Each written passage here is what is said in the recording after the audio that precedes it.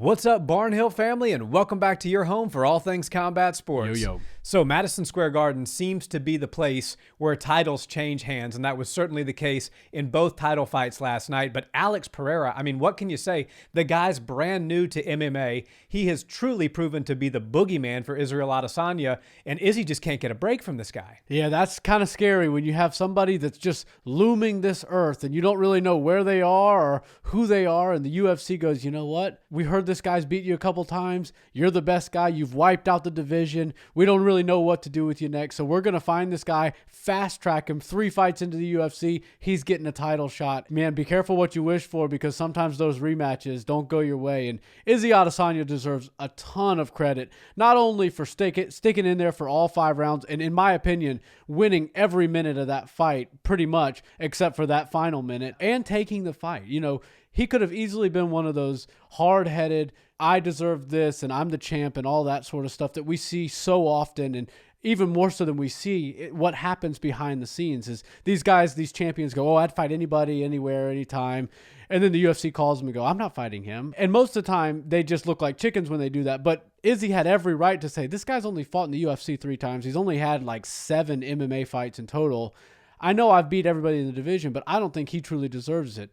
Izzy was looking way past the sport. He was looking way past the organization. This was a personal thing for Izzy, and I really like that he went after a big challenge. Like he says, you know, dare to be great. Sometimes you come up short in this life, and sometimes you don't. But in my opinion, Izzy's stock rose last night. I think so too, and Izzy, more than anything, as you said, really wanted this for himself. And the last time he fought Alex Pereira, he did leave the ring with an oxygen mask on his face, and that sort of thing sticks with you. And no matter how far you make it in a sport, knowing that that guy's still out there, as you said, looming, lurking, you don't know where he is or when he's going to pop up, does kind of mess with your head. And somebody who's as mentally strong as Izzy, to see it mess with his head really shows just how powerful a knockout like that can be for a fighter. And you're absolutely right. Izzy's one of the best mixed martial artists, one of the best middleweights of all time. And for him to discount a guy that's only got 3 fights in the organization, not many people would argue that. So yeah, this guy's barely beaten. And Sean Strickland's the biggest name on his resume. And Sean was only number 4 or number 5 at the time. He needs to win 1 or 2 more before he can get to me. And then hopefully one of these guys like Brunson or Cannonier can filter him out so I never have to see him again. But no, Izzy's a guy that, as he says, he dares to be great. And he dared to be great last night. And quite frankly, he was great. He looked really good. His grappling looked sharp. He was tagging Alex. He actually, I think that first round is going to really come back to haunt Izzy, because had there been 5 minutes left in that first round, me and you would be sitting here today talking about Israel Adesanya's first round KO finish and getting his revenge on Alex Pereira. And instead, we're sitting here talking about Alex Pereira sending Izzy out for the 3rd time now. So what a difference a few seconds can make. But I think that will haunt Izzy more than anything, was knowing that he almost had him out in that first round. And then he did say that as the fight got stopped, he argued with the referee saying this was an early stoppage, but then Eugene and some of the people in his corner told him, no, your eyes started to roll back, like it was legit. Izzy has come to grips with the fact that it was a good stoppage, and this guy just seems to have his number. But in true champ form, he wants the rematch. He wants to go at it for the 4th time, provided that Eugene Berriman does give his blessing. Izzy said he'll get back in there and take on Pereira again. I'd love to see it happen again. And, you know, I'm not one of those folks that needs to see it happen immediately. I think Alex Pereira could go ahead and try to defend a title once before Izzy steps back in there.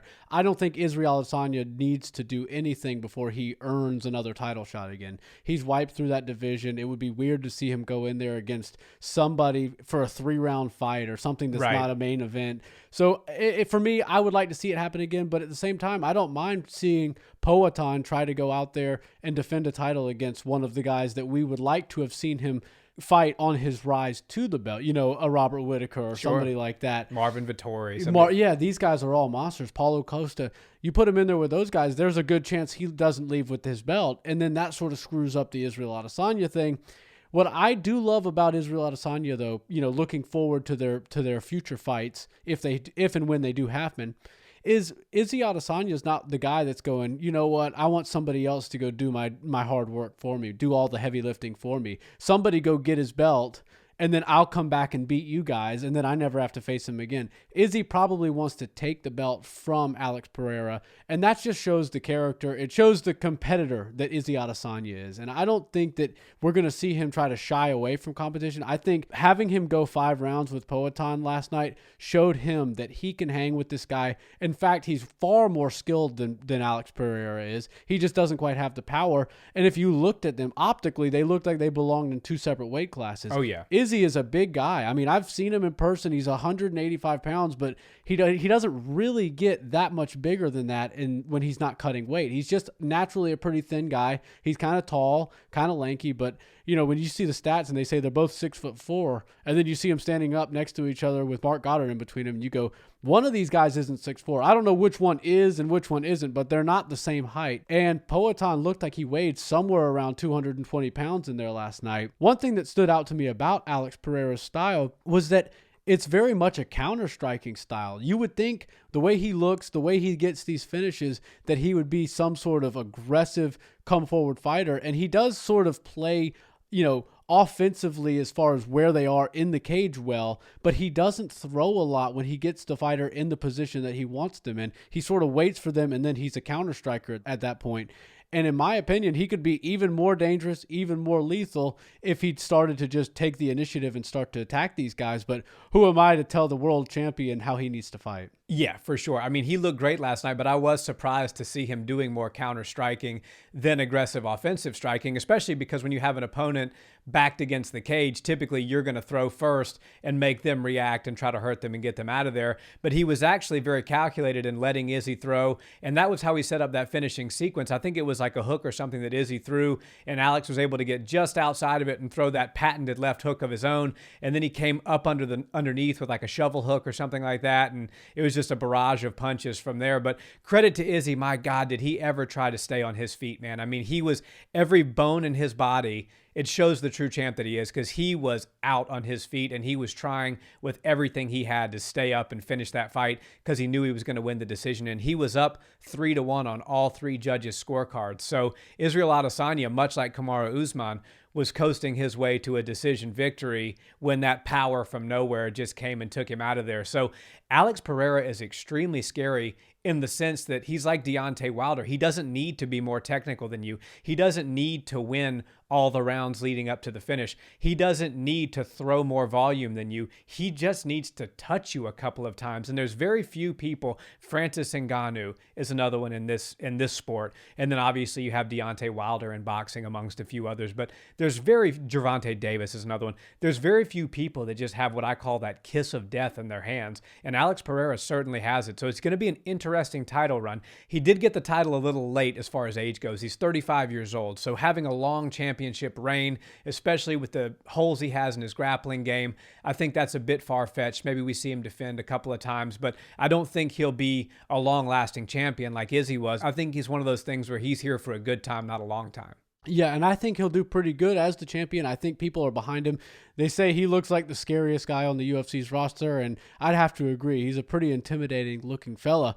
But if I'm being honest, I thought it was very cool how Israel Adesanya came out and sort of represented mixed martial arts. Izzy Adesanya came out there, and he was starting to put him up against the cage early. He was trying to use some clinch, and then he was going to move down and try to look for takedowns. A couple of those little things turned into reversals, and they wound up on the ground a couple of times where Izzy was trying to put his hooks in and get the back. And obviously these guys aren't the most elite level grapplers, but they showed that they definitely know what they're doing when it gets to the ground. And I think Izzy's game is evolving. He's a true mixed martial artist, and he got in there with a guy who's a little bit bigger, a little bit stronger, and knows how to find the target even up until the very last moments of the fight. And that's why you got to give Izzy a ton of credit. And I love how he handles this. He handles it like a true champion, somebody who's been there for years and years. And I think Alex Pereira is going to show us that he belongs just like his longtime nemesis, Izzy Adesanya. And I feel like these two have to fight again at least one more time. I know that Pereira's 3-0 right now against Izzy, but I don't really consider the kickboxing fights the same sort of thing. I think we do have to wipe the slate clean when you switch to an entire different sport. And right now we got it 1-0 Pereira, but if anybody deserves a rematch for a title shot, it's Izzy Adesanya. No doubt, and both of these guys are showmen in their own right. I mean, I love the walkouts from both men. You had the horror show walkout from Israel Adesanya, and then you have Pereira come out and do his signature bow and arrow. I mean, that guy is very intimidating, very scary. Izzy's kind of that flashy showman sort of style. So the middleweight division, I think in a lot of ways needed this because, as you mentioned earlier in the video, Adesanya did clean out the division a couple of times over, and this just made things a lot more exciting. We're going to see Adesanya as a challenger now. We have a new champion who's equally as entertaining as Adesanya, but in a totally different way. And I think 185 just got the lifeblood that it needed to jump back into being one of the most exciting divisions in the sport. Absolutely. And with new names coming up in the division, you got your Khamzat Chimaevs, you got your Bo Nichols saying that they belong at the top of the list. I think there's a whole new breed of 185ers that are going to make it one of those divisions, just like 155 and now 135. Where you're talking about being one of the most exciting divisions. And I will say the only person more excited than Alex Pereira last night was Glover Teixeira, his coach, teammate, and longtime friend. And I'm really looking forward to his title fight because Danbury, Connecticut, who would have thought, could have two world champions in one tiny little gym up there in the cold Northeast. But crazier things have happened in this sport, and hats off to that team. Two Brazilian guys living in cold Connecticut. Who would have thunk it? Crazy.